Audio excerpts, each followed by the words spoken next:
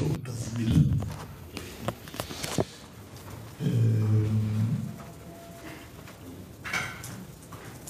Navuga rero nuko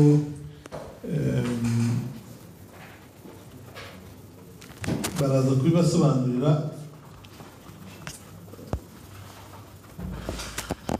buri jwi buriya ribitse inkuru, buri shusho rikabika ubuhamya bw'ibihe twanyuzemo. Mu Rwanda amakuru ari mu majwi n'amashusho turayifashisha cyane, yaranifashije cyane cyane nyuma yo guhagarika jenoside yakorewe Abatutsi, no guhagarika urugamba twari rwo kubohora igihugu. Amakuru rero twarayifashije cyane, ngira ngo mujye mubibona mu bikorwa byo kwibuka, buriya ubuhamya bwinshi ababikurikira gushyirwa mu majwi n'amashusho. Ariko nkatwe dushinzwe ingoro ndangamurage, buriya ntabwo ushobora gukora ingoro ndangamurage uzakora imurika udakoresheje ibikoresho biri mu majwi n'amashusho. Inteko y'umuco rero nk'ikigo gishinzwe kubungabunga umurage w'u Rwanda, binyuze muri serivisi z'ishyinguranyandiko y'igihugu, dukora ibishoboka byose kugira ngo umurage urindwe kandi ukoreshwe mu nyungu z'igihugu. Baraza rero kubasobanurira kugira ngo iki kiganiro kigiye gukurikiraho. Uwineza Marie Claude niwe muyobozi w'ishami rishinzwe serivisi z'ishyinguranyandiko, araza kubasobanurira neza ibyo tubitse hano. Harimo ubukungu bwose bukomeye, inyandiko nababwiraga zirimo amafoto cyane, amafoto menshi, amashusho, amajwi n'ibindi bigaragaza uko u Rwanda rwagiye rutera imbere mu by'umuco, ubukungu, ubuyobozi n'imibereho. Ariko turacyakeneye no kwakira ibindi byo dufite, ntabwo bihagije. Tuba twifuza kuko twakira. Uyu munsi twawuhariye wo kumurika ibikorwa bya serivisi z'ishyinguranyandiko y'igihugu. kugira ngo muraza kwisura murebe uburyo tubikora. Turifuza ko Abanyarwanda bamenye ko umurage uri hano atari uw'abantu b'abashakashatsi gusa b'abahanga, ahubwo ni uwacu twese. Rero natinze soze nshimira abafatanyabikorwa bacu wese, cyane cyane abakora umwuga wo gufotora. Abantu bafotora buriya baduha amafoto yabo, ni kimwe mu bigize umurage mu majwi n'amashusho cyane. Ariko n'abandi bategura ibiganiro, ubwo ndavuga abashinzwe itangazamakuru, ariko n'abarinzi b'inyandiko bose.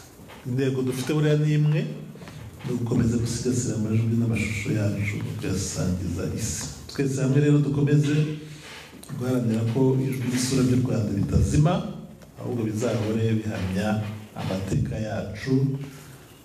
Murakoze, kugira umunsi mwiza.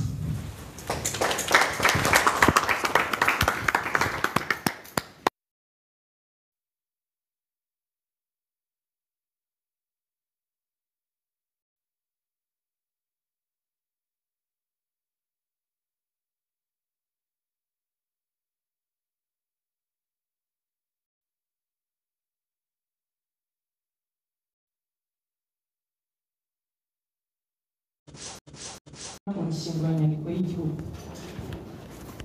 Impamvu twifuje ko umunsi nk'uyu icyo kiganiro tugisangira namwe, ni uko mu by'ukuri inshyinguranyandiko y'igihugu twavuga ko ari ikigega cy'amakuru cyangwa se cy'amateka, yaba ari mu nyandiko, yaba ari mu buryo bw'amajwi n'amashusho.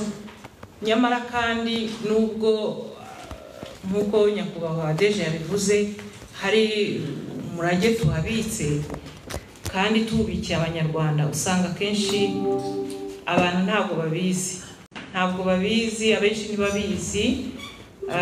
Niyo mpamvu rero twifuje kugenda tugira gahunda nk'izi zo guhura n'abafatanyabikorwa tuzi neza ko hari aho bahuriye n'umurage tubitse, kugira ngo bamenye ko inshyinguranyandiko y'igihugu ihari kandi ko umurage uhabitswe ubikiwe twebwe twese abanyarwanda ndetse n'abandi bifuza kumenya amateka y'igihugu cyacu.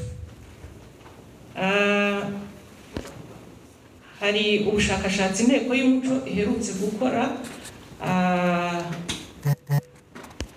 igaragaza ishaka kumenya uburyo abanyarwanda bumva basobanukiwe umurage ndangamuco. Muri ubwo bushakashatsi bwakozwe bwanagaragaje ko abanyarwanda hari ikigero baziho inyandiko cyangwa se baziho hari undi murage ufite ikivuze nyamara abanyarwanda batabizi. Ubwo rero gahunda nk'iyi ni ukugira ngo turusheho gusangira kumenya ese niki gihari, niki cyafasha abanyarwanda twese. Ntatinze rero ikiganiro n'ubundi twagitangiye yego, ariko mu kanya tugiye kureba ni filime mbarankuru twateguye n'ubundi nisobanura nigaragaza serivisi z'inshyinguranyandiko ni iki ikora iki, harimo iki, mariye iki abanyarwanda. Twabishyize mu buryo n'ubundi bw'amajwi n'amashusho kuko ni umunsi tuzirikana umurage. Ubwo rero mu kanya tugiye kureba bidatinze, ndumva uri ku byuma yayidushyiriraho tukarushaho gusobanukirwa serivisi z'inshyinguranyandiko icyo ari cyo, ni ikikora, se hari iki. Murakoze. Ubwo yenda twaza gukomeza nyuma tumaze kuyireba, ibibazo, ibinyunganizi twaza kuzitanga nyuma y'icyo kiganiro cyangwa se iyo filime mbarankuru tugiye kureba idusobanurira serivisi z'inshyinguranyandiko icyo ari cyo.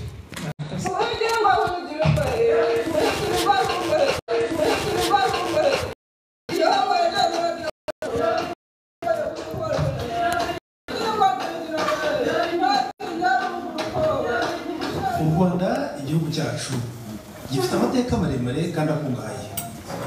Amateka yacu shingiro ryabo turi uyu munsi ni umurage tuzasiga abazadukomokaho. Ariko se uyu murage w'igiciro gihanitse ubungabunzwe ute kandi ubikwa he? Yakura amakuru yizewe ku mateka, ku muco cyangwa ibyo hambere. Nta handi ni muri serivisi z'ishyinguranyandiko y'igihugu, rimwe mu mashami y'inteko y'umuco akomeye. Mu mashami agize ikigo cy'inteko y'umuco rikaba rikorera ku Kacyiru mu nyubako Minubumwe ikoreramo.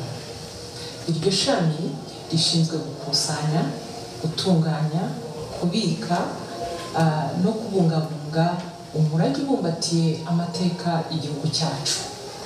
Iyo uwo murage umaze gutunganywa no kubikwa neza, ushyirwa ahagaragara kugira ngo abifuza kumenya amateka y'igihugu cyangwa se abifuza gukora ubushakashatsi ku gihugu cyacu babashe kurugeraho.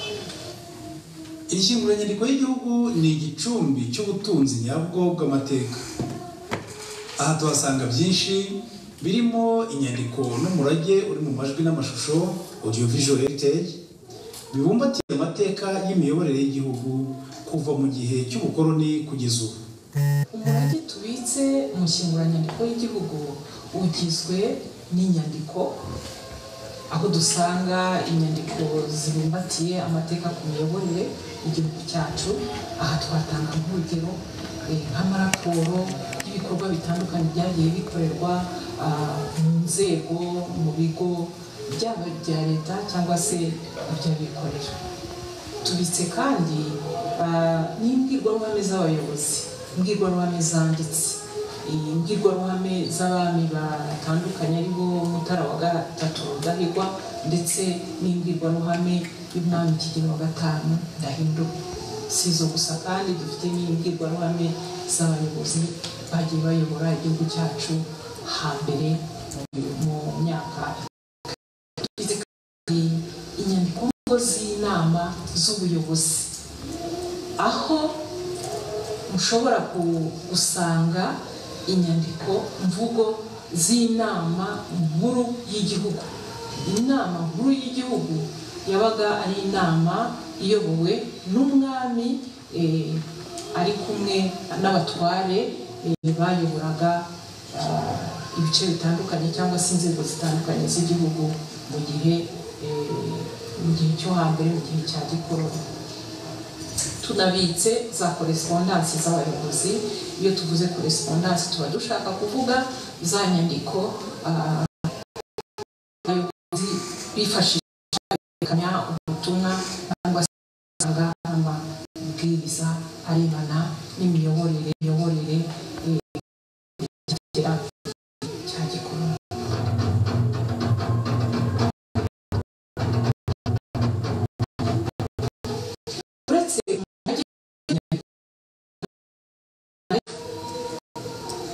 Ahangaha twavuga nk'amafoto y'abami, amafoto y'abayobozi, abaperezida bagiye bayobora igihugu cyacu kuva ku muperezida wa mbere. Ayo mafoto tubasha kuyabona. Tunabitse filime mbarankuru ibumbatiye amateka ku myigire y'Abanyarwanda n'Abarundi mu gihe cya gikoroni. Si zo zonyine, tunabitse kandi na filime mbarankuru ivuga umwami Mutara wa gatatu Rudahigwa. Tunabitse n'amakarita y'ubutegetsi, amakarita y'u Rwanda mu bihe bitandukanye.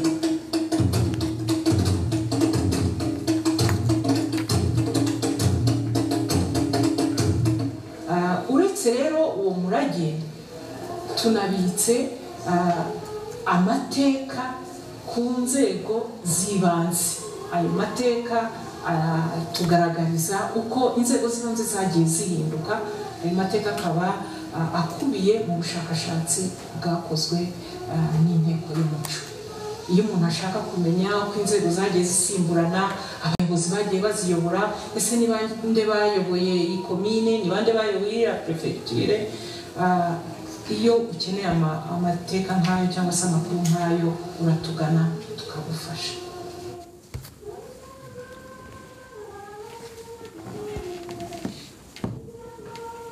Uyu murage rero ubitse hehe?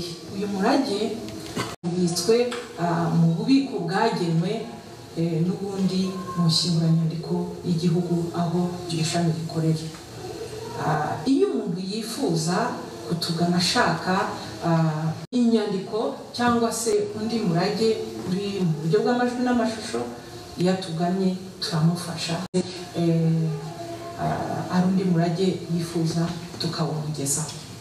Izi nyandiko, amafoto n'amajwi ni nk'idirishya ritwereka ubuzima bwo hambere, ritubwira inkuru z'ibyemezo byafashwe, imibereho y'abantu n'impinduka igihugu cyanyuzemo.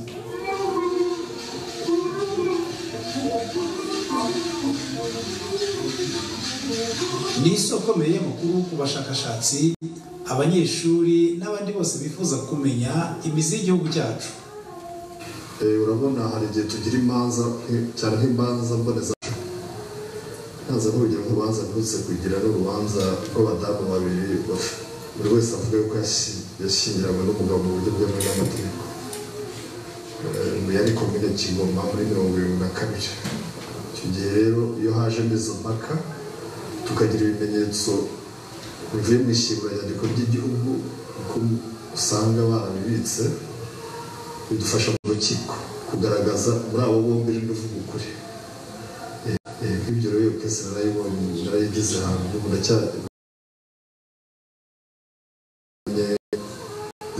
ishyingura nyandiko ry'igihugu ubona ko mu kwezi kwa munani igiciro cyabaye mu myaka ya muri za 90 bise gufata icyitso bifite byayibanjirije bifite integuza bifite ingaruka n'inkurikizi n'uko byakozwe nicyo nashakishaga cyane cyane mu myaka ya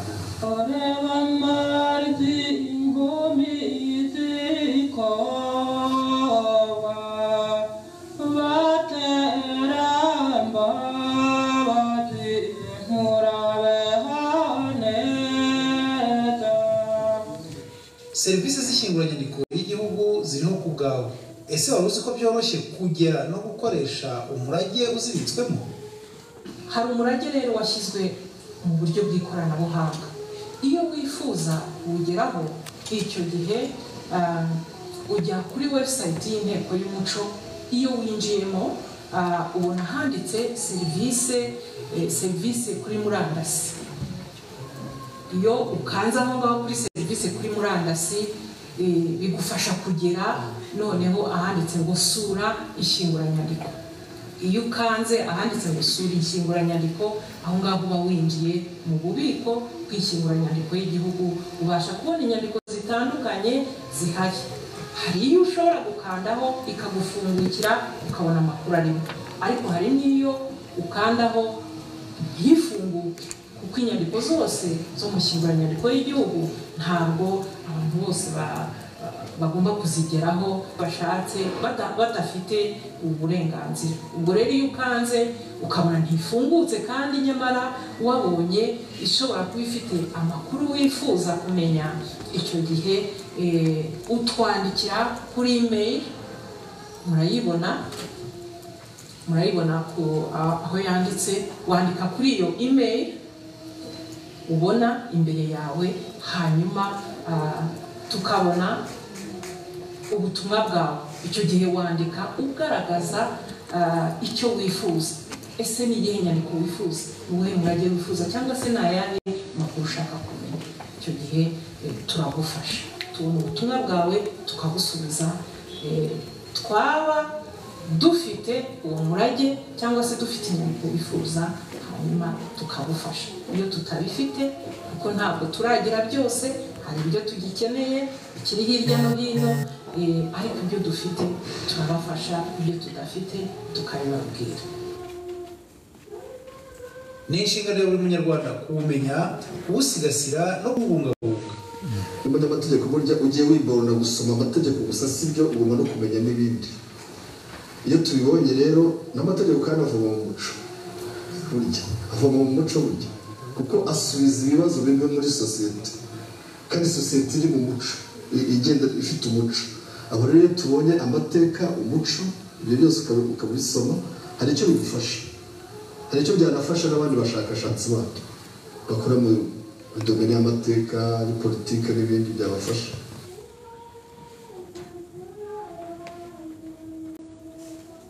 Turifuza, turabasaba ko izo nyandiko cyangwa se uwo murage waba ubitse wagira ubushake bwo kuwutugezaho kugira ngo tuwubungabunge, hanyuma amateka akubiyemo abanyarwanda bayamenye, baba ari abo muri iki gihe, baba ari abo mu gihe kizaza, bazamenye amakuru abumbatiwe n'uwo murage cyangwa se n'iyo nyandiko waba waduhaye.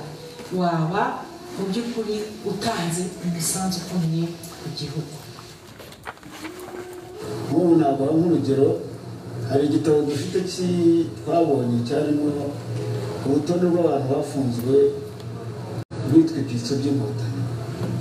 Muri Archive Nationale nta kirimo, ariko nagira ngo umuntu nagikuyeho nawe yari yakivanye yagerawe n'umuntu uri Canada.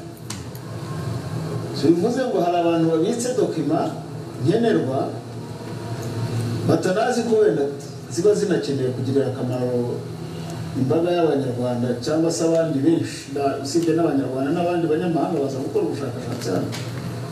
So tugize amahirwe abo bantu bakabimenya, bakabimenyeshwa, izo dokima zashyirwaho zigomba gushakirwa kugira ngo uzikeneye ajye azikoresha. Nari nagize n'amahirwe icyo gitabo cyarimo ibyitso abatutsi bafunzwe ngira ngo ariko si nabo bonyine abafunzwe bose baritwa ibyitso by'inkotanyi nari nashoboye kugisikana nzakibashyikiriza bongere barebe uko bakisanasana tukibike kiye kubura kuko ni amateka akomeye.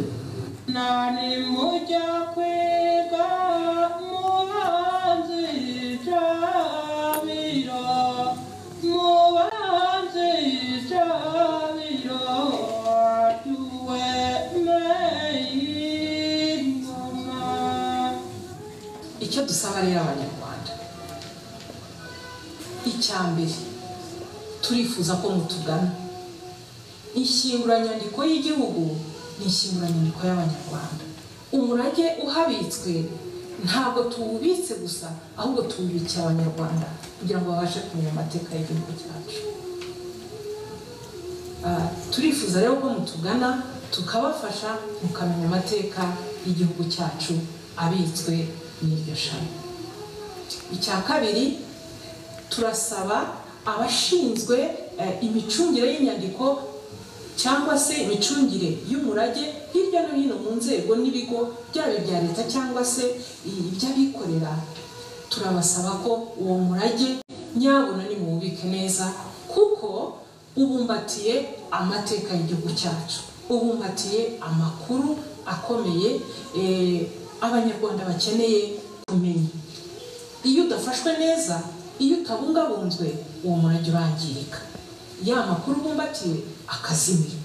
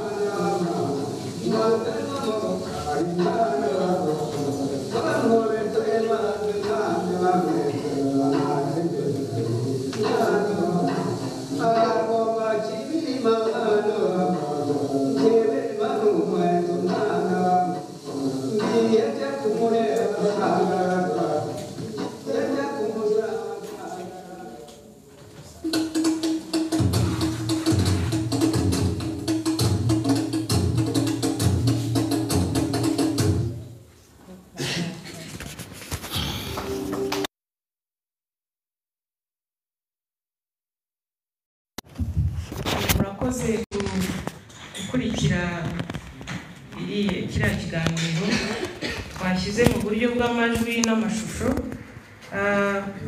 Ngira ngo hari icyo yenda mumenye, hari ishusho mubonye y'inshyinguranyandiko y'igihugu.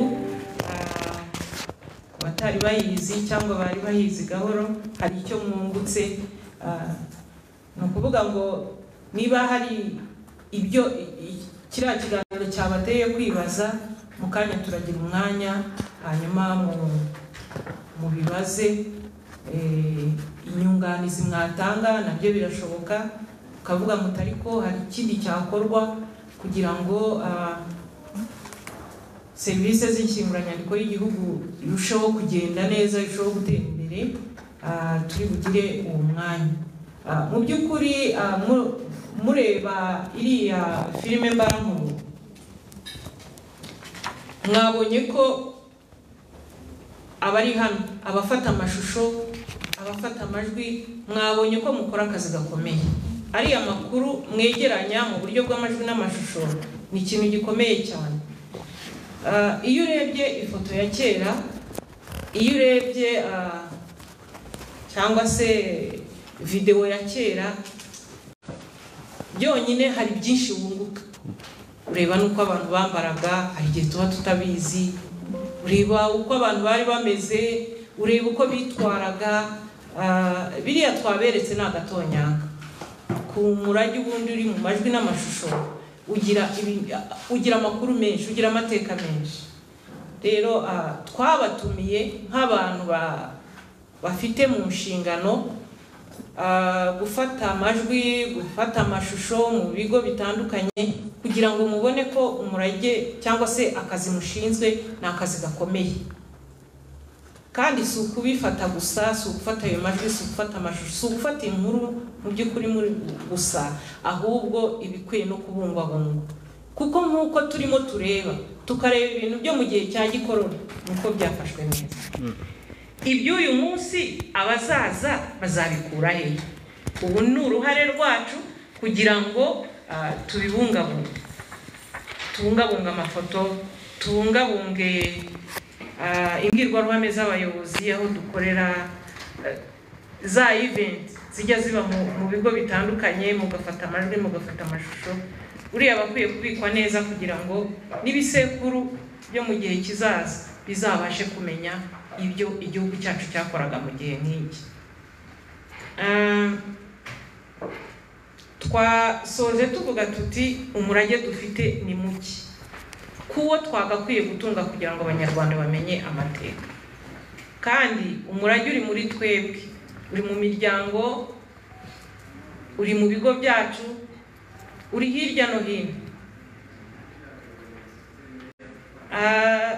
Nk'uko uriya mushakashatsi yabivuze ati ngiye mfite ubushake bwo kuzabazanira igitabo gitanga amakuru ku byitso, uburyo abantu bagiye bafatwa, abo bitaga ibyitso, uburyo bagiye bafatwa. Ayo ni amateka, ni umusanzu ukomeye azaba aduhaye. Hari indangamuntu mwabonye, iriya nayo ni umuntu wayiduhaye, atari ko